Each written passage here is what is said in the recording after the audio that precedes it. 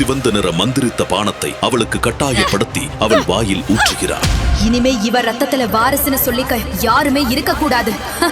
இனிமே இந்த சாம்ராஜ்யம் என்னுடையது, நான் தான் இங்க மகாராணி என்று சொல்லி யாக குண்டத்தில் அந்த கர்ப்பிணியின் ரத்தம் தெளிக்கப்படுகிறது. அந்த பெண்ணின் கண்கள் பயத்தில் விரிகின்றன. அந்த மந்திர வானம் அவளது உயிரை பறிக்கிறது. அதே நேரம் குழந்தை பிறக்கிறது. ஆனால் அந்த குழந்தையின் கை கால்கள் அசைவற்று இருக்கிறது. கீழே ஒரு முனிவர் அக்குழந்தையை தன் மந்திர சக்தியால் காற்றில் தாங்கி பிடிக்கிறார். அந்த சிறு குழந்தையை முனிவர் மந்திர நீரால் கழுவ அவன் உடல் பொன்னிறமாக மின்னுகிறது. அவனது முதுகில் ஒரு நட்சத்திர முத்திரை தோன்றுகிறது. அதை பார்த்த அந்த முனிவர் அதிர்ச்சி அடைகிறார். குழந்தையின் கை கால்கள் அசைகிறது. நீ இனி சதை பிண்டமில்லை, நீ ஒரு மாவீரன், உலகமே அஞ்சும் சக்தி வாய்ந்தவன். அந்த சிறுவன் 10 வயதிலேயே மின்னல் வேகத்தில் மரங்களில் ஏறுகிறான். ஆக்ரோஷமான குதிரையை ஒரே கையில் அடக்குகிறான். எல்லாவற்றிற்கும் மேலாக நீரின் மேல் சாதாரணமாக நடந்து செல்கிறான். அப்படிப்பட்ட சக்தி வாய்ந்த மாவீரனை ஒரு ரகசிய காரணத்திற்காக அந்த முனிவர் எந்த சக்தியும் இல்லாத கோழையாக வாழ செய்தார். அந்த ரகசிய காரணம் என்ன? அவன் முதுகில் இருக்கும் முத்திரையின் ரகசியம் என்ன? தெரிந்து கொள்ள தொடர்ந்து கேளுங்கள். பிரம்மபுரி அதிசயங்களுக்கும் ஆச்சரியங்களுக்கும் விடை தெரியா மர்மங்களுக்கும் கோட்டையாக திகழக்கூடிய தேசம். இங்கு வாழும் மக்கள் அனைவரும் பல விசித்திரமான சக்திகளை கொண்டிருந்தனர். அவர்கள் காற்றில் மிதக்கவும், கடலில் நடக்கவும், மரங்களில் ஊடுருவி வேறு உலகத்திற்கு செல்லும் நுணுக்கங்களையும் இன்னும் நம் அறிவுக்கு எட்டாத பல விசித்திர சக்திகளையும் கொண்டிருந்தனர். பிரம்மபுரியில் பிறக்கும் ஒவ்வொரு குழந்தையும் பிறக்கும் போதே அதிசய சக்திகளை பெற்றிருப்பர். அதுவே அவர்களது பெரும் சொத்தாகவும் அதிகாரமாகவும் பெருமையாகவும் பார்க்கப்பட்டது. அரச குல வாரிசுகள் அதிக சக்தி பெற்றவர்களாகவும் பிரம்மபுரியில் வாழும் சாதாரண மக்கள் குறைந்த சக்திகளையும் கொண்டிருந்தனர். இதற்கு காரணம் மாபெரும் சக்தியை அடைய அரச குலத்திற்கே செல்வாக்கும் அதிகாரமும் இருந்தது. சாதாரண மக்கள் அரச குல போட்டிகளில் கலந்து கொள்ள மறுக்கப்பட்டனர். இந்த சூழ்நிலையில்தான் பிரம்மபுரியின் தவ புதல்வனாக அவதரித்தான் அப்பாவி அபிமன்யு. அபிமன்யு தாய் தந்தை யார் என தெரியாத ஒரு அனாதை. அவனுக்கென்று இருக்கும் ஒரே சொந்தம் அவனது பாட்டிதான். அபிமன்யு சிறுவயதிலிருந்தே பிரம்மபுரி மக்களால் மிகவும் ஏளனப்படுத்தப்பட்டான். ஏனென்றால் பிரம்மபுரியில் பிறக்கும் கழுதைக்கு கூட கிடைக்கும் அற்புத சக்தி அவனுக்கு கிடைக்காததுதான். மொத்த நாடுமே அவனை கோழை, அனாதை, பிரம்மபுரியின் சாபக்கேடு என பல அவச்சொற்களால் வதைத்தது. தன்னை அவமானப்படுத்திய அனைவருக்கும் பதிலடி கொடுக்க வேண்டும் என்று எண்ணிய அபிமன்யு பிரம்மபுரியில் அரச குல சத்திரியர்கள் மட்டுமே கலந்து கொள்ளும் சதவிழாவில் கலந்து கொண்டு தான் ஒரு மாவீரன் என நிரூபிக்க முடிவெடுத்தான். ஆனால் அவன் முடிவுக்கு முட்டுக்கட்டையாக இருந்தாள் அவனது பாட்டி. முடியாது முடியாது முடியாது, நீ என்ன சொன்னாலும் சரி, சதய விழாவில் சண்டை போட உன்னை ஒரு நாளும் நான் அனுமதிக்க மாட்டேன். அபிமன்யு கோழையாகவும் அனாதையாகவும் நாட்டு மக்களின் முன் அவமானப்பட்டு நிற்பதற்கு அவனது பாட்டியும் ஒரு காரணம். மிகுந்த விரக்தியில் இருந்த அபிமன்யு மலை உச்சிக்கு செல்ல அப்போது வானிலிருந்து பலமான இடியும் மின்னலும் வெட்ட எதிர்ச்சியாக வானை பார்த்தவன் மிரண்டு போனான். வானிலிருந்து கண்ணை கூசும் அளவிற்கு மின்னியபடி ஒரு பெட்டகம் அவன் முன்னே இருந்த அடர்ந்த புதருக்குள் விழுந்தது. ஆச்சரியத்தோடு அதனை நோக்கி ஓடி பார்க்க அங்கே தங்க நிறத்திலான பல முத்திரைகளை உள்ளடக்கிய புத்தகம் இருந்ததை கண்டு அதிசயித்து போனான். பயத்துடன் அதன் மீது தன் விரல்களை வைக்க அதிலிருந்து பிரம்மாண்ட ஒளி உருவாகி அவன் உடம்புக்குள் பாய்ந்து அவன் கழுத்தில் அணிந்திருந்த ரத்தினக்கல் தாயத்து மிளிரத் தொடங்கியது. அவன் உடம்புக்குள் 1000 யானைகள் வலம் பரவுவதை உணர்ந்தான். வானிலிருந்து பலத்த சத்தத்துடன் இடி இடித்து மின்னல் வெட்டியது. அந்த மின்னல் வெட்டு ஒட்டுமொத்த மலையையும் சுற்றி வளைத்தது. பிரம்மபுரியில் இருந்த மக்கள் அனைவரும் அந்த மலையை பார்த்து அதிர்ச்சியில் உறைந்தனர். அபிமன்யுவின் உடம்பில் எல்லா நரம்புகளுக்குள்ளும் மின்னல் பாய்ந்தது. என்ன செய்வதென்றே புரியாமல் திணறினான். சற்று நேரத்தில் அந்த மொத்த ஆற்றலும் அபிமன்யு உடலை முழுவதுமாக அடைந்தது. அவன் தேகம் முழுவதும் கிழிந்து ரத்தம் வழிய வலியால் அந்த மலையை அதிரும் அளவிற்கு கதறினான். அப்போது அவன் முதுகிலிருந்து ரகசிய முத்திரைகள் மிளிர ஆரம்பித்தது. மழுங்கிய பார்வையோடு கண்களை திறந்து பார்க்க அவன் முன்னே 10 அடி உயரமுள்ள ஆஜானு பாகுவான ஒருவர் வெண்தாடியுடன் கம்பீரமாக நின்றிருப்பதைக் கண்டு அதிர்ந்து போனான். இந்த உலகத்துல என்ன தவிர யாராலையும் பார்க்கவோ தொடவோ முடியாத இந்த அக்னி கிரந்தம் புத்தகத்தை உன்னால மட்டும் எப்படி தொட முடிஞ்சது? இவ்வளவு பெரிய ஆற்றல் வேற யார் உடம்புல ஊடுருவி இருந்தாலும் அவங்க சாம்பல் கூட மிஞ்சி இருக்காது. உன் உடம்பு எப்படி அந்த சக்தியை தாங்குச்சு? சொல்லு, யார் நீ? உன் அப்பா யாரு? நீ எந்த குலத்தை சேர்ந்தவன்? உன் முதுகுல எப்படி இந்த முத்திரை வந்தது? உன் குரு யாரு என ஆச்சரியத்தோடும் அதிர்ச்சியோடும் அவர் கேட்க ஒன்றும் புரியாமல் முழித்தான் அபிமன்யு. அஸ்வத்தாமா பிரபஞ்சத்தை பாதுகாக்கும் 7 சப்த சேனர்களில் ஒருவர். 5000 ஆண்டுகளாக அக்னி கிரந்தம் புத்தகத்தை தீய சக்திகளிடமிருந்து பாதுகாத்து வருபவர் இவரே. அஸ்வத்தாமா கேட்ட எந்த கேள்விக்கும் பதிலளிக்காமல் திருதிருவன முழித்த அபிமன்யுவை உற்று பார்க்க அவன் கண்களில் இருந்து வெளிப்படும் ஒளி சிதறல்களை கண்டு மிரண்டு போனார். அந்த ஒளி சிதறல்கள் அவரை கடந்த கால மறக்க முடியாத நினைவுகளை ஞாபகப்படுத்தியது. அவரிடம் தெரிந்த அதே தெய்வ ஒளி இதற்கு வாய்ப்பே இல்லை. சொல், உன் தந்தை யார்? அவர் பெயர் என்ன?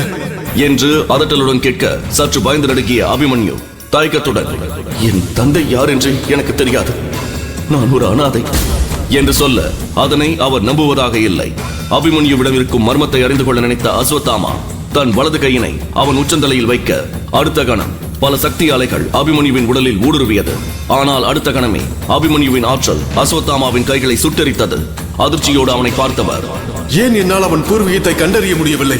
அவனது உடம்பில் உள்ள ஆற்றல் என் சக்தியையே மிஞ்சும் அளவிற்கு இருக்கிறது. இவன் நிச்சயம் சாதாரண ஒருவனின் மகனாக இருக்க முடியாது என எண்ணியவர் அபிமன்யுவின் கைகளில் இருந்த அந்த அக்னி கிரந்தம் புத்தகத்தை பிடித்து இழுக்க அதனை உறுதியாக பிடித்திருந்த அபிமன்யு, இல்ல, இதை நான் தரமாட்டேன், இது எனக்கு சொந்தமானது, இதில் இருக்கிற சக்தியை பயன்படுத்தி சதய விழாவில் ஜெயிச்சு மாவீரன் பேர் வாங்க போறேன், என்ன அவமானப்படுத்தணுங்க முகத்துல கரிய பூசணும், அதுதான் என் லட்சியம். நீ நினைக்கிற மாதிரி இது ஒன்றும் சாதாரண புத்தகம் கிடையாது. மொத்த பிரபஞ்சத்தோட தலையெழுத்தையும் மாத்தி எழுதுற சக்தி இதுல அடங்கி இருக்க. உன்னால் இந்த சக்தியை கட்டுப்படுத்த முடியாது. அதுவும் உயிருக்கே ஆபத்தா அமையலாம். முடியாது, என் உயிரை போனாலும் பரவாயில்ல, நான் சதய விழாவில் ஜெயிக்கணும், அதுக்கு இந்த புத்தகம் வேண்டும் என்று உறுதியாக கூற அதனை கேட்ட அஸ்வத்தாமா சற்று யோசித்து, உனக்கு சதய விழாவில் ஜெயிக்கணும், அவ்வளவுதானே? அதுக்கு நான் உனக்கு உதவி பண்றேன். ஆனா ஒண்ணு, நான் சொல்ற வரைக்கும் எக்காரணத்துக்காகவும் இந்த புத்தகத்தை திறக்க கூடாது, இதுல இருக்கிற சக்தியை பயன்படுத்தக்கூடாது என்று கூற அதனை கேட்டு அவர் வார்த்தைகளின் மேல் நம்பிக்கை இல்லாமல், நான் உங்களை நம்பறதா இல்ல, சதய விழாவில் எப்படி ஜெயிக்கணும்னு நான் பாத்துக்கிறேன், யார் உதவியும் எனக்கு தேவையில்லை என்று சொல்ல அதனை கேட்டு கோபமான அஸ்வத்தாமா, சதய விழாவை பத்தி உனக்கு என்ன தெரியும்? அதுல கலந்துக்கணும்னா சக்தி வாய்ந்த குருவோட ஒப்புதல் முத்திரை வேணும். குறைஞ்சது 3 சக்கரத்தையாவது எழுப்பி இருக்கணும். அரச குல வீரர்கள் மட்டுமே கலந்துக்கிற போட்டியில நீ எப்படி கலந்துப்ப? உன்னை எல்லாம் நுழைவு வாயிலே உள்ள விட மாட்டானுங்க. இப்போதைக்கு என்னால மட்டும்தான் உனக்கு உதவ முடியும் என்று கம்பீரமாக சொல்ல அதனை கேட்டு சற்று சிந்தித்த அபிமன்யு சரி என்பது போல் தலையை அசைத்தான். எந்த பயிற்சியும் அனுபவமும் இல்லாத அபிமன்யுவை மிக குறைந்த நேரத்தில் தயார் செய்வது என்பது முடியாத காரியம். அதற்காக ஒரு விபரீத திட்டத்தை கையில் எடுத்தார் தாமா. அடுத்த வாரம் நடக்க இருக்க சதய விழாவில் நீ ஜெயிக்கணும்னா முதல்ல நீ உன் 7 சக்கரத்தையும் வெளிக்கொண்டு வந்து சக்தி உள்ளவனா மாறணும். இங்க இருந்து அதை கத்துக்க முடியாது. உன்னை நான் வேற இடத்துக்கு கூட்டிட்டு போறேன். உன் சக்தியை வெளியே கொண்டு வர அந்த இடம் தான் சரியா இருக்கும். காளிமலை காடு. காளிமலை காடு என கேட்டதும் அபிமன்யு கதிகலங்கி போனான். காளிமலை காடு மர்மங்களும் அமானுஷ்யங்களும் நிறைந்த பகுதி. பிரம்மபுரியில் இருக்கும் எவரும் அங்கே செல்ல விரும்ப மாட்டார். 3 தலை நாகராணி, கொடிய ஜந்துக்கள், மனிதர்களை விழுங்கும் மரங்கள், மர்ம குகை என அவன் சிறுவயதிலிருந்தே பல கதைகளை அவன் கேட்டுள்ளான். காளிமலை காடா? என் பாட்டிக்கு தெரிஞ்சா எனக்கு கொண்டு போட்டுருவாங்க.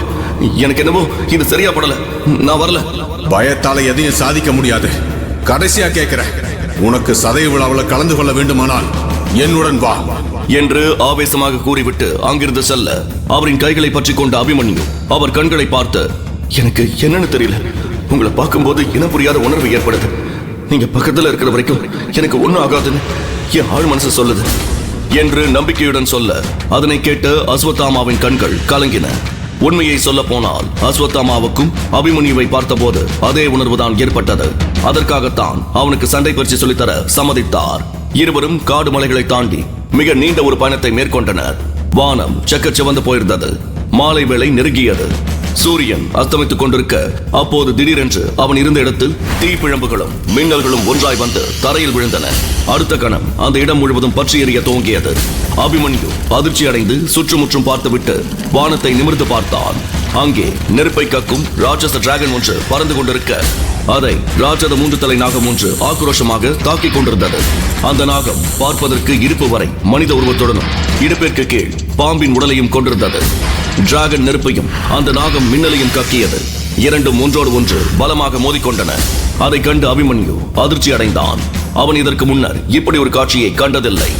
தெய்வீக மிருகங்கள் பற்றி அனைவரும் சொல்லி கேட்டிருக்கிறான். ஆனால் இன்றுதான் அவன் அவைகளை நேரில் பார்க்கிறான். அந்த டிராகனின் உடல் முழுக்க தங்க படிகங்களாக இருந்தது. அதிலிருந்து தீப்பிழம்புகள் தொடர்ந்து வெளியேறி அது அந்த நாகத்தை இடைவிடாமல் தாக்கிக் கொண்டிருக்க சிதறிய தீப்பிழம்பும் மின்னலும் தெரித்து தரையில் விழுந்து மரம் செடி கொடிகளை சாம்பலாக்கியது. அப்போது திடீரென்று ஒரு சக்தி கவசம் அபிமன்யுவை சூழ்ந்தது. என்ன நடக்கிறது என்று புரியாமல் அவன் சுற்றி முற்றி பார்க்கும் போது அவன் பின்னே நின்றிருந்த அஸ்வத்தாமா, உன் முன் நிற்கும் இந்த மிருகங்கள் 6ஆம் நிலையில் இருக்கும் தெய்வீக மிருகங்கள். ஆனால் இந்த டிராகன் எரிமலைகள் இருக்கும் இடத்தில் மட்டும்தான் இருக்கும்.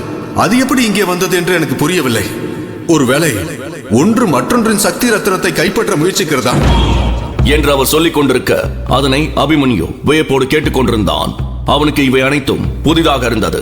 அப்போது நாகராணியை கொலைவரியுடன் பார்த்த டிராகன், நாகராணி, உன் ரத்தின கல்லை எனக்கு கொடுத்துவிட்டு உன் உயிரையாவது காப்பாற்றிக்கொள், இல்லையெனில் உன் எலும்பு கூட மிஞ்சாது என டிராகன் நெருப்பை திரட்டிக் கொண்டு நாகத்தை பார்த்து எச்சரித்தது. அடிபட்டிருந்த நாகம் வீரத்தோடு, இந்த ரத்தினக்கல் என் வாரிசுக்கானது. உன்னிடம் இது கிடைத்தால் நீ இந்த உலகத்தையே நாசமாக்கி விடுவாய். என் உயிரே போனாலும் சரி, என் ரத்தினக்கல்லை உன்னை போன்ற தீய சக்திகளுக்கு கொடுக்க மாட்டேன் என்று ஆணவத்துடன் உறுதியாக சொல்ல அதனை ஏளனமாக பார்த்த டிராகன், வீண் பேச்சு பேசி உயிரை விட்டுவிடாதே. இன்னும் சிறிது நேரத்தில் உன் கதை முடியப் போகிறது நாகராணி. நீ சாவை நெருங்கிவிட்டாய். இன்றைக்கு என்னால் உன்னை கொல்ல முடியாமல் போனாலும் எதிர்காலத்தில் என் மகன் வருவான். அவன் ஒரு நாள் சக்தி வாய்ந்த 5 தலை நாகமாக மாறுவான். அன்றைக்கு எனக்காக அவன் உன்னை பழி வாங்குவான். எத்தனை ஆண்டுகள் ஆனாலும் எங்கள் பழியை தீர்க்காமல் விடமாட்டோம் என்று சொன்ன அடுத்த நிமிடம் தன் முழு மூச்சை பிடித்துக் கொண்டு எழுந்து நின்று சண்டையிட தயாராக நின்றாள். அதைக் கண்டு அபிமன்யு ஆச்சரியப்பட்டான். ஆச்சாரியரே, நாகராணி கொஞ்ச நேரத்துல சாகுற மாதிரி இருக்காங்க. ஆனா எந்த தைரியத்துல அந்த டிராகனை மிரட்டுது? இது எப்படி அதோட வாரிசை கொல்ல முடியும்? அந்த அளவுக்கு அதுக்கு சக்தி இருக்குமா ஆச்சாரியரே என்று குழப்பத்தோடு அபிமன்யு கேட்க, அதை கேட்டு தாமா, அபிமன்யு, உனக்கு இந்த உலகத்தை பற்றி ஒன்றும் தெரியவில்லை. இந்த உலகம் நாம் நினைப்பதை விடவும் பெரியது. நம் மூளைக்கு எட்டாத பல மர்மங்கள் இன்னும் இந்த காளிமலை காட்டில் புதைந்து கிடக்கிறது. இந்த காடுதான் அவர்கள் குருகுலம், இயற்கைதான் அவர்களின் ஆச்சாரியா. அது சொல்லிக் கொடுப்பதை பெரிய பெரிய ஆச்சாரியார்களால் கூட சொல்லிக் கொடுக்க முடியாது. உன்னையும் நான் அதற்காகத்தான் இங்கு கூட்டி வந்திருக்கிறேன்.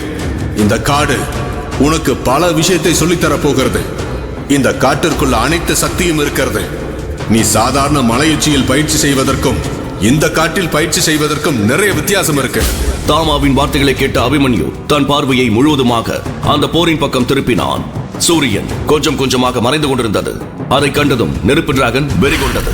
அது கோபத்தோடு கர்ஜிக்க ஆரம்பித்தது. நாகராணி, நான் உனக்கு ஒரு வாய்ப்பு கொடுத்தேன், அதை நீ ஏற்கவில்லை. இனி உன்னை கொல்வதை தவிர எனக்கு வேறு வழி இல்லை என்று கர்ஜித்து டிராகனின் கூர்மையான கொம்புகளின் நுனியில் நெருப்பு திரண்டு நின்றது. அவை அனைத்தும் ஒன்று கூடி நெருப்பு பந்தாக மாறியது. அது கட்டுக்கடங்காமல் நெருப்பை கக்க ஆரம்பித்தது. அதை கண்டதும் நாகராணி பயந்தாள். ஆனால் அதை அவள் வெளிக்காட்டவில்லை. அவள் தன் 2 கைகளையும் ஒன்று சேர்த்து ஒரு முத்திரையை உருவாக்க தொடங்கினாள். நடுவானின் சக்கரம் போல அந்த முத்திரை மிதந்தது. அடுத்த நொடி அவர்களை சுற்றி இருந்த அனைத்து விஷ உயிரினங்களும் தங்கள் விஷத்தை அந்த முத்திரையை நோக்கி அனுப்பினர். அதை பார்த்த தாமா அதிர்ச்சியடைந்து தன் கவசத்தை வலுப்படுத்த ஆரம்பித்தார். காற்றில் ஒரு துர்நாற்றம் வீசுவதை அபிமன்யுவும் கவனிக்க தொடங்கினான். அதை முகர்ந்ததும் அவன் மனம் சுழலத் தொடங்கியது. அவன் கண்கள் இருட்டியது. அவன் வேகமாக மூச்சை பிடித்துக் கொண்டான். சக்தி வாய்ந்த தாக்குதலை உணர்ந்த மிருகங்கள் அனைத்தும் அந்த இடத்திலிருந்து தப்பி ஓட துவங்கின. அனைத்து சக்தியையும் தனக்குள் வாங்கிய நாகராணி பெரிய நாகமாக மாறத் தொடங்கியது. 20 அடி நீளத்தில் விஷத்தை திரட்டிக் கொண்டு நின்றது. அது தன் பெரிய வாயை திறந்து விஷத்தை கக்கியது. அந்த விஷம் அருவி போல டிராகனை நோக்கி பாய்ந்தது. அதை கண்ட டிராகன் பீதியடைந்து தன் நெருப்பை கக்கியது. 2 தாக்குதல்களும் ஒன்றோடு ஒன்று மோதின. வானத்தில் மின்னல் வெட்டியது. பலத்த மழை பெய்ய தொடங்கியது. அபிமன்யு இதற்கு முன்பு இது போன்ற தாக்குதலை பார்த்ததில்லை. டிராகன் கக்கிய நெருப்பு விஷத்தை எரித்தது. பின்னர் அந்த நெருப்பு ஈட்டி போல பாய்ந்து நாகராணியை தாக்கி அவள் உடலை துளைத்தது. அவள் வாயிலிருந்தும் உடலிலிருந்தும் ரத்தம் பீரிட்டது. நாகராணி காடை அதிரும்படி கர்ஜித்தாள். தன் கடைசி கட்ட பலத்தை திரட்டி டிராகனை நோக்கி மின்னலை வீசினாள். அடுத்தடுத்த மின்னல்கள் தாக்கி டிராகனின் உடல் பற்றி எறிய ஆரம்பித்தது. அதன் பளபளப்பான கவசம் உதிர்ந்து கீழே விழுந்தது. டிராகன் வலியால் கதறியபடி, அந்த ரத்தின கல்லை பெற நான் திரும்ப வருவேன். அது உன் குழந்தையிடம் இருந்தாலும் சரி, யாரிடம் இருந்தாலும் சரி, அவர்களை கொன்று அந்த ரத்தின கல்லை அடைவேன். அதை யாராலும் தடுக்க முடியாது என்ற டிராகன் அங்கிருந்து பறந்தது. நாகராணி தன்னை கட்டுப்படுத்த முடியாமல் தரையில் தொப்பென்று விழுந்தாள். அவள் விழுந்த இடத்தில் சுற்றியுள்ள அனைத்து தாவரங்களும் பற்றி எறிந்தன. அந்த இடம் முற்றிலுமாக அழிக்கப்பட்டது. காயப்பட்ட நாகராணி அஸ்வத்தாமாவின் பின் மறைந்திருந்த அபிமன்யுவை பார்த்து மிரண்டு போனாள். அவன் கழுத்தில் இருக்கும் தாயத்தை பார்த்து அதிர்ந்து போனவள், என் நேரம் வந்துவிட்டது. இனி இந்த பிரபஞ்சத்தை பாதுகாக்கும் பொறுப்பு உன்னையே சேரும் என்று கூறிய நாகராணி ஒரு முத்திரையை செயல்படுத்த அந்த இடத்தில் இருந்த ஒரு மிகப்பெரிய பாறை அசைய துவங்கியது. அந்த பாறை உருண்டு கீழே விழுந்தது. அந்த பாறைக்கு பின்னால் ஒரு குகை இருந்தது. அந்த குகை மிக பெரியதாக இருந்தது. குகையை திறந்தவுடன் 6 அங்குல சிறிய நாகம் ஒன்று குகையிலிருந்து வெளியே ஊர்ந்து வந்தது. இதுதான் நாகராணியின் மகன். அந்த டிராகன் தேடி வந்த ரத்தினம் இந்த குழந்தையிடம் தான் உள்ளது. அந்த சமயத்தில் நாகராணி தனது குழந்தையிடம் ஏதோ ரகசியமாக பேசியது. அது நாகமொழி. 7வது நிலைக்கு மேல் உள்ள மனிதரால் மட்டுமே அதை புரிந்து கொள்ள முடியும். அந்த குட்டி நாகம் மெதுவாக அபிமன்யுவை நெருங்கி வந்தது. அவன் கால் வழியாக ஏறி அவன் கைகளை அது சுற்றி கொண்டது. உடனே நாகராணி தன் கையை அசைக்க அபிமன்யுவின் கைகளில் ஒரு செப்பு தகடு தோன்றியது. அதில் தங்க ஒளியில் வரையப்பட்ட சில முத்திரைகள் இருந்தன. அந்த சிறிய பாம்பு அபிமன்யு கிளம்புவதை கண்டதும் அவனது கைகளில் இருந்து கீழே இறங்கி நாகராணியை நோக்கி சென்றது. அதை பார்த்ததும் நாகராணியின் கண்களில் இருந்து கண்ணீர் வழிய தொடங்கியது. அவை மின்னும் முத்துகளாக மாறி தரையில் விழுந்தன. அதை பார்த்த தாமா அப்படியே நின்றார். அந்த சமயத்தில் நாகராணியிடமிருந்து ஒரு வேதனையான அலறல் வெடித்தது. வானத்தில் ஒரு ஒளி பறந்து வந்து அபிமன்யு மற்றும் குட்டி நாகத்தின் மீது இறங்கியது. சாகும் தருவாயில் இருந்த நாகராணி தாமாவை பார்த்து, தாமா, என் குழந்தைக்கு ஏதாவது நடந்தால் அது உன் சீடனுக்கும் நடக்கும். ஒருவேளை என் மகனிடமிருந்து நீ சக்தி ரத்தினத்தை பறிக்க முயற்சித்தால் அவர்கள் இருவருமே இறந்து விடுவார்கள் என்பதை மறக்காதே. என் மகன் 9வது நிலையை அடையும் போது அவன் 5 தலைகள் கொண்ட பாம்பாக மாறுவான். அப்போது இந்த முத்திரை தானாகவே உடைந்துவிடும் என்றாள். அதனை கேட்ட அபிமன்யு மற்றும் அஸ்வத்தாமா இருவரும் ஆடி போயினர். இல்லை, ஒரு அப்பாவிக்கு இப்படி ஒரு சாபத்தை கொடுப்பது சற்றும் முறையல்ல. உன் சாபத்தை திரும்ப பெற்றுக்கொள் நாகராணி என்று பதட்டத்துடன் கூற, அடுத்த கணம் எதையோ கூற வந்த நாகராணி அப்படியே சரிந்து விழுந்தாள். மெதுவாக அவளின் ஆன்மா அந்த உடலை விட்டு வெளியேற அதனை வியப்புடன் பார்த்தான் அபிமன்யு. மெதுவாக அந்த குட்டி நாகம் அபிமன்யுவின் கழுத்தை சுற்றி கொண்டு தன் தாயின் உடலை பார்த்து கண் கலங்க இருவருக்கும் என்ன செய்வதென்றே புரியாமல் ஆடி போயினர். பெருமூச்சு விட்ட தாமா அபிமன்யுவின் கைகளை பற்றிக் கொண்டு ஒரு நட்சத்திரம் போல வானை நோக்கி பறந்தார். கூடவே அபிமன்யுவும் குட்டி நாகமும் பறந்தது. மலை உச்சியில் இறங்கியவுடன் அபிமன்யு ஆச்சரியத்துடன் சுற்றி முற்றி பார்த்தான். அப்போது அந்த குட்டி நாகம் அவன் காலையை சுற்றி சுற்றி வந்தது. அதனை கண்டு எரிச்சல் அடைந்த அபிமன்யு அதனை தூக்கி தூர வீசினான்.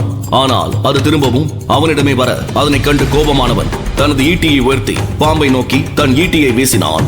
வானத்தில் இடி முழக்கமிட்டது. ஒரு கடுமையான மின்னல் அந்த பாம்பை தாக்க பாய்ந்து வந்தது. அதை பார்த்து அஸ்வத்தாமா அந்த ஆற்றலை தடுத்து நிறுத்தி அதை இறுக்கி பிடித்து ஒரு பந்தாக சுருட்டினார். அவரது கை நட்சத்திரம் போல பிரகாசிக்க தொடங்கியது. பின்னர் தன் உள்ளங்கையால் அவர் முன்னோக்கி ஓங்கி அடித்தார். அந்த மின்னல் பந்து பாய்ந்து சென்று அங்கிருந்த ஒரு கல்லின் மீது விழுந்தது. அந்த கல் சாம்பல் குவியலாக மாறியது. கோபமாக அவனை பார்த்தவர், நீ என்ன செய்யறன்னு தெரிஞ்சுதான் சரியா? அந்த நாகம் இருந்தா நீயே இறந்துருவ. ஞாபகம் வச்சுக்கோ, வாழ்வோ சாவோ இனி நீ அந்த நாகத்து கூட தான் இருந்தாகணும் என்று சொன்னவர் பாவமாக இருந்த அந்த குட்டி நாகத்தை பார்த்து, இங்க பார், நீயும் இவனும் உன் அம்மா உருவாக்கிய முத்திரையால் பிணைக்கப்பட்டிருக்கிறீர்கள். நீ அவனுக்கு மீண்டும் இது போல ஏதாவது தொந்தரவு செய்தால் அவனோடு சேர்ந்து நீயும் இறப்பாய். அதனால் உன் சக்தியை அவனை கொல்ல பயன்படுத்துவதற்கு பதிலாக அவனை காப்பாற்ற பயன்படுத்து என்றார். பிறகு அபிமன்யுவுக்கு மின்னலின் சக்தியை பெற பயிற்சியை சொல்லிக் கொடுக்க அதனை அந்த நாகமும் திரும்ப செய்தது. அபிமன்யு அந்த 6 அங்குல நாகத்துடன் இரவு முழுக்க தாமா சொல்லிக் கொடுத்த இடிநுட்பத்தை பயிற்சி செய்து கொண்டிருக்க, போட்டிக்கு இன்னும் 5 நாட்கள் தான் இருக்கிறது. உன் முழு பலத்தையும் வெளிக்கொண்டு வந்தாக வேண்டும். இனி உனக்கு ஓய்வென்பதே கிடையாது. நீ மாவீரனாக வேண்டுமென்றால் முதலில் உன் கோபத்தை கட்டுப்படுத்த கற்றுக்கொள்ள வேண்டும். தாமா கடுகடுப்புடன் சொல்ல அதனை கேட்டு தலைகுனிந்து நின்றான். தன் பெற்றோர் யார் என்பதை கண்டுபிடிக்க வேண்டும். தனக்கு பின்னால் இருக்கும் மர்மத்தை கண்டறிய வேண்டும். தன் பாட்டியை பாதுகாக்க வேண்டும் என அபிமன்யுவிற்கு நிறைய தேவைகள் இருந்தது. அதையெல்லாம் நிறைவேற்ற அவன் மாவீரனாக மாற வேண்டும். அதற்காக அவன் எந்த கடினமான பணியையும் செய்ய தயாராக இருந்தான். எதிராளியின் தாக்குதலை தாங்கி நிற்க வேண்டும் என்றால் உன் உடல் வலிமையாக வேண்டும். அது மட்டுமில்லை, அந்த ராட்சச டிராகனிடமிருந்து உன்னையும் இந்த நாகத்தையும் காப்பாற்றிக் கொள்ள வேண்டும் என்றால் நீ பிரம்ம சக்கரத்தை அடைய வேண்டும். இந்த காட்டில் எங்கு வேண்டுமானாலும் செல். சூரியன் அஸ்தமனம் ஆவதற்குள் இந்த பிரம்மா சக்கர முத்திரையை அடைந்து வா. உன் உயிரையும் இந்த நாகத்தின் உயிரையும் காப்பாற்ற அந்த முத்திரையால் மட்டுமே முடியும் என்று சொல்ல அதனை கேட்டு திருதிரவன முழித்தவன் மலையிலிருந்து கீழே இறங்க தொடங்கினான். அபிமன்யுவின் தோளில் இருந்த குட்டி நாகம் அவன் ஒவ்வொரு அசைவையும் ஆர்வத்துடன் ரசித்துக் கொண்டிருந்தது. பின்னர் அவர்கள் இருவரும் நீர்வீழ்ச்சியின் சத்தத்தை கேட்டனர். சில நிமிடங்களில் ஒரு பிரம்மாண்ட மர்ம விலங்கு ஒன்று தண்ணீர் குடிக்க வந்தது. அபிமன்யு அதை தாக்கப் போகும்போது அவன் தோளில் இருந்த பாம்பு அவனது கைகளை சுற்றி கொண்டு அவனை பின்னால் இழுத்தது. அதை கண்டு அபிமன்யு எரிச்சல் அடைந்தான். என்ன நடக்கிறது என்று புரியாமல் நாகத்தை உதறி தள்ள போக அந்த சமயத்தில் தண்ணீரிலிருந்து ஒரு முதலை வெளியே பாய்ந்து வந்தது. அது தன் கோரமான வாயை விரித்து அதன் கூர்மையான பற்களால் இறுக்கமாக பிடித்து அந்த மர்ம விலங்கை நீருக்கடியில் இழுக்க முயன்றது. அதனை பார்த்த அபிமன்யு இந்த குட்டி நாகம் ஆபத்தை முன்கூட்டியே உணரக்கூடிய சக்தி கொண்டது என்பதை அவன் அப்போதுதான் உணர்ந்தான். அந்த சமயத்தில் முதலை தண்ணீருக்குள் செல்வதற்கு பதில் மேலே மிதந்து கொண்டே இருந்தது. அது நம்மை பார்த்து விட்டதோ என்று அபிமன்யு பதறிய போது அதன் தாடையின் பின்புறத்தில் பச்சை நிற அம்பு ஒன்று குத்தியிருப்பதைக் கண்டு அபிமன்யு ஆச்சரியப்பட்டான். அடுத்த நொடி நெருப்பு சக்தி மிளரும் ஒரு பறவை வானத்திலிருந்து கீழே இறங்கி வருவதை அவன் கண்டான். அது ஒரு பீனிக்ஸ் பறவை. அதன் உடலில் இருந்து பச்சை தீப்பழம்புகள் சிதறி வெளியேறிக் கொண்டிருந்தன. அந்த பறவை பச்சை நிற ஒளியில் பிரகாசித்துக் கொண்டிருந்தது. அதை கண்டு அபிமன்யு ஆச்சரியப்பட்டுக் கொண்டிருந்த வேளையில் இடது பக்கம் இருந்து ஒரு பச்சை ஒளி மின்னல் போல பாய்ந்தது. அந்த ஒளி ஒரு புகைமூட்டம் போல முழு இடத்தையும் மூடியது. புகைமூட்டத்தின் நடுவில் அபிமன்யுவிற்கு ஒரு மங்கலான உருவம் தென்பட்டது. அதை பார்த்தவுடன் அவன் கண்கள் ஆச்சரியத்தில் விரிந்தன. அந்த மர்ம உருவம் தன் கரங்களில் கம்பீரமான வில் ஒன்றை ஏந்தியிருந்தது. அது தாமா வைத்திருந்த வில்லை போலவே உயர்தரமான பொலிவுடன் இருந்தது. அது ஒரு பெண். அவள் முகத்தினை அவனால் சரியாக பார்க்க முடியவில்லை. அவளின் கூந்தல் காற்றில் அசைந்தாடியது. அவளின் அங்கம் முழுவதும் தங்கத்தால் செய்து வைத்ததைப் போல மின்னியது. அதை பார்க்கும்போது அபிமன்யுவிற்கு இது கனவா நிஜமா என்ற குழப்பம் உண்டானது. அவளது முகத்தை காண அபிமன்யு கண்ணிமைக்காமல் ஆவலாக பார்க்க திடீரென அப்பறவையும் அம்மர்ம தேவதையும் புகைமூட்டத்தில் கரைந்து மறைந்தனர். சிறிது நேரம் கழித்து அபிமன்யு இலைகளை விலக்கிக் கொண்டு மெதுவாக எட்டி பார்த்தான். முதலையின் கிழிந்த உடல் அங்கே கிடந்தது. நீர்வீழ்ச்சியின் முன்னால் மீண்டும் வந்து நின்றான் அபிமன்யு. அந்த நொடியில் திடீரென்று பெரிய கீரி ஒன்று அங்கு தோன்றியது. அபிமன்யுவின் தோளில் இருந்த பாம்பை கண்டதும் அந்த கீரி மூர்க்கத்துடன் தாக்கத் தொடங்கியது. எதிர்பாராத இந்த தாக்குதலால் நிலைகுலைந்த அபிமன்யு தரையில் சாய்ந்தான். அவன் தோளில் இருந்த பாம்பு மறுபுறம் விழுந்தது. பாம்பு ஒரு பக்கமும் அபிமன்யு ஒரு பக்கமும் கிடந்தனர். அந்த கீரி பாம்புக்கும் அபிமன்யுவுக்கும் இடையே அச்சுறுத்தலாக நின்றது. அபிமன்யு விலகினால் கீரி பாம்பை கொன்றுவிடும் நிலை.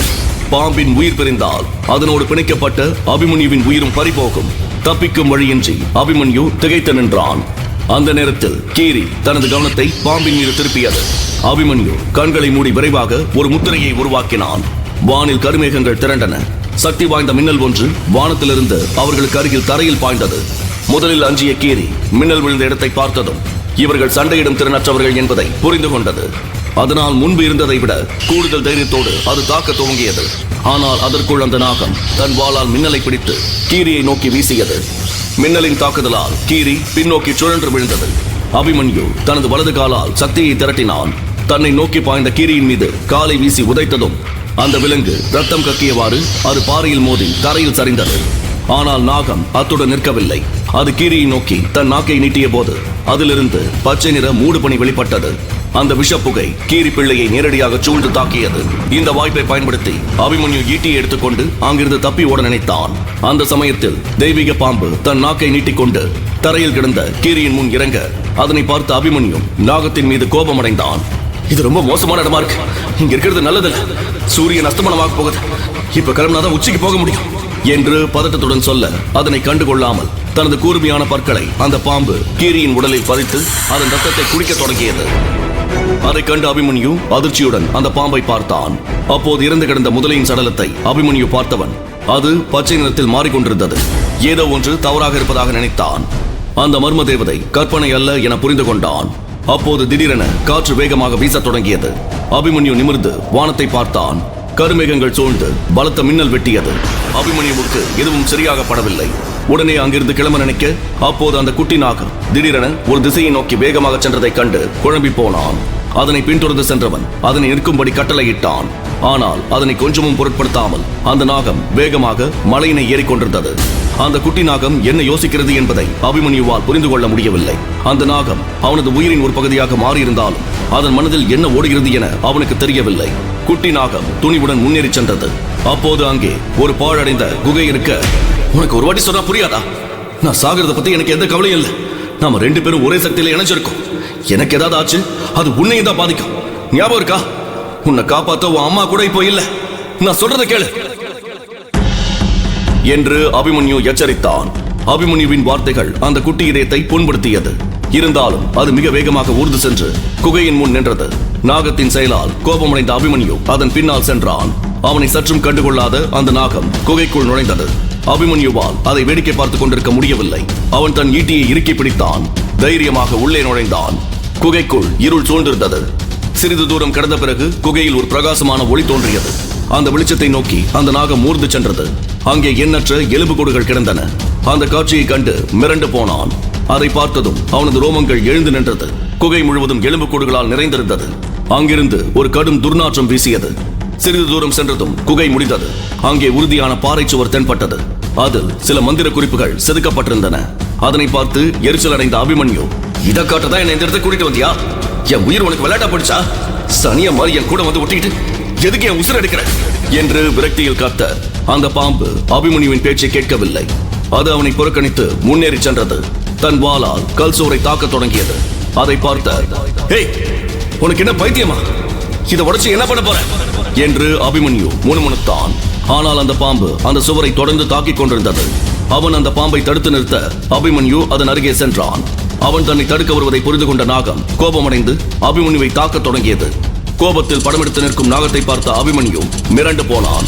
அந்த நாகம் தொடர்ந்து விஷக்காற்றை கக்கிக் கொண்டிருந்தது. ஒரு கட்டத்தில் அபிமன்யுவிற்கு மூச்சு திணறல் ஏற்பட்டது. உடனே வேகமாக தனது சக்தி சக்கரத்தை திரட்டினான். அவன் ஈட்டியின் முனையில் மின்னல் ஒன்று திரண்டு நின்று கொண்டிருந்தது.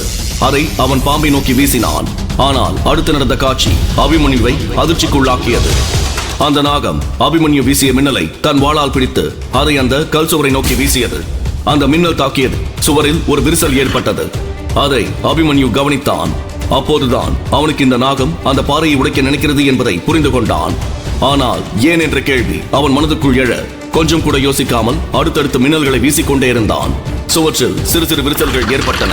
ஆனால் அது உடையவில்லை. உடனே அவன் அந்த நாகத்தை பார்த்து, "இதுல அப்படி என்ன இருக்கு? இதை நம்மளால உடைக்க முடியாது. நான் போய் குரு அசோத்தாமாவை கூட்டிட்டு வரேன்" என்று கூற அதை கேட்டதும் அந்த நாகம் தன் கோபமான கண்களால் அபிமன்யுவை தாக்க வர அபிமன்யுவுக்கு ஒன்றும் புரியவில்லை. அபிமன்யு கீழே குனிந்து அந்த பாம்பை பார்த்து, "ஏன் ஆச்சாரியரை வர வைக்க வேண்டாம்னு சொல்ற? இந்த குகை வேற யாருக்கும் தெரியக்கூடாதுன்னு நினைக்கிறியா?" அதற்கு அந்த குட்டி நாகம் வேகமாக தலையை ஆட்டியது.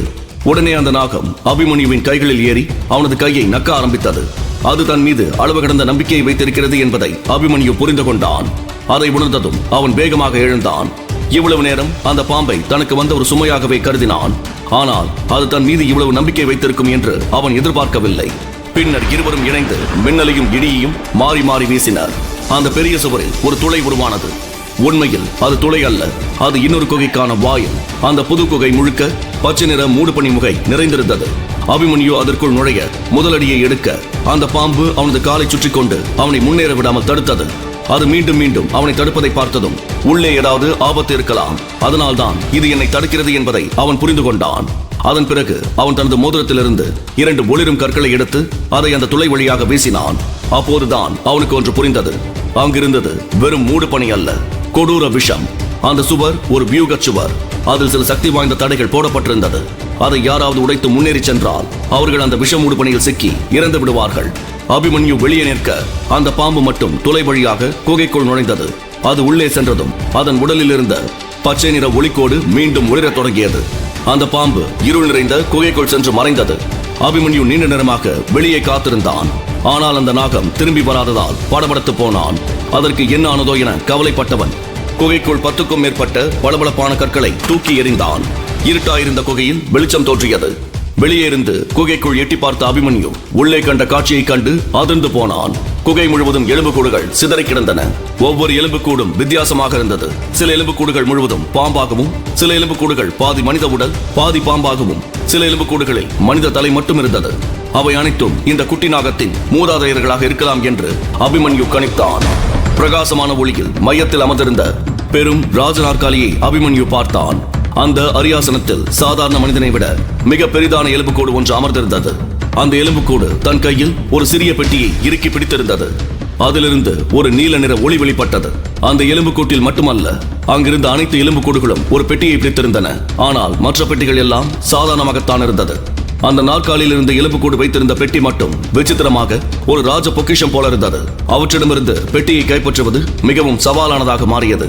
இருப்பினும் அந்த குட்டி நாகம் விடாமுயற்சியுடன் பெட்டியை இழுத்துக் கொண்டிருந்தது. அந்த நாகம் கடைசி பெட்டியை வெற்றிகரமாக கைப்பற்றியது. அதை பார்த்தவுடன் அபிமன்யுவின் ஆர்வம் அதிகரித்தது. அதற்குள் தனிச்சிறப்பு வாய்ந்த ஏதாவது ஒன்று இருக்கலாம் என அபிமன்யு நினைத்தான். ஆனால் அதை ஆர்வத்தோடு அவன் வேகமாக திறந்தான். அதற்குள் ஒரு பழங்கால சுருள் இருந்தது. அபிமன்யு அதை வேகமாக பிரித்தான். சுருளில் பெரிய எழுத்துக்களில் 114 நாகபிந்து சக்கரங்கள் என பொறிக்கப்பட்டிருந்தது. அதை திறந்து பார்த்த அபிமன்யு அதன் உள்ளே தங்க நிறத்தில் ஏதோ எழுதியிருப்பதை வாசிக்க ஆரம்பித்தான். அவன் அதை வாசிக்க வாசிக்க அவனது உடல் ஒரு பூவை போல லேசாக மாறியது. அவன் தண்ணீரில் நீந்துவதைப் போல அந்த பிரபஞ்சத்தில் நீந்திக் கொண்டிருந்தான். வண்ணமயமான கிரகங்கள் அவனை கடந்து சென்றன. அவனது உடலில் உள்ள திவ்ய புள்ளிகள் வானத்தில் உள்ள நட்சத்திரங்களைப் போல பிரகாசித்தது. பல பால்வெளி அண்டங்களை கடந்தான். அப்போது திடீரென ஒரு மர்மக்கை அவன் கைகளை இறுக்க பிடிக்க அடுத்த கணம் திடுக்கிட்டு கண்களை திறந்து பார்க்க அந்த குகையில் கண்ட காட்சியை பார்த்து அதிர்ச்சியில் ஆடி போனான். அபிமன்யு அதிர்ச்சியாகும் அளவிற்கு அந்த குகையில் என்ன கண்டான்? அந்த குட்டி நாகம் அபிமன்யுவை எதற்காக இந்த குகைக்கு அழைத்து வர வேண்டும்? அபிமன்யு நாகத்திடம் சதி வலையில் சிக்கிவிட்டானா? அந்த பெட்டியில் இருக்கும் சுருள் மூலம் அபிமன்யு பெறப்போவது சக்தியா, சாபமா? தன் அம்மாவின் சாவுக்கு பழிவாங்குமா குட்டி நாகம்? பிரம்மமுத்திரையை அடைவானா அபிமன்யு? குட்டி நாகம் அஸ்வத்தாமாவின் பெயரை கேட்டதும் கோபப்பட என்ன காரணம்? அஸ்வத்தாமா நல்லவரா கெட்டவரா? அக்னி கிரந்தம் புத்தகத்தை ஏன் உபயோகிக்க கூடாது என அவர் கட்டளையிட்டார். அபிமன்யு சரவிழாவில் வெற்றி பெறுவானா? தன்னை அவமானப்படுத்தியவர்களுக்கு பதிலடி கொடுப்பானா? அபிமன்யு உடம்பில் இருக்கும் முத்திரைகளின் ரகசியம் என்ன? அபிமன்யுவின் பெற்றோர் யார்? 3 தலை நாகமும் அபிமன்யுவும் இனி சந்திக்க போகும் பேராபத்துகள் என்னென்ன? இந்த கேள்விகளுக்கான பதிலை தெரிஞ்சுக்க உடனே பாக்கெட் எஃப்எம் டவுன்லோட் செய்து இலவசமா கேளுங்க. இந்திரஜித்.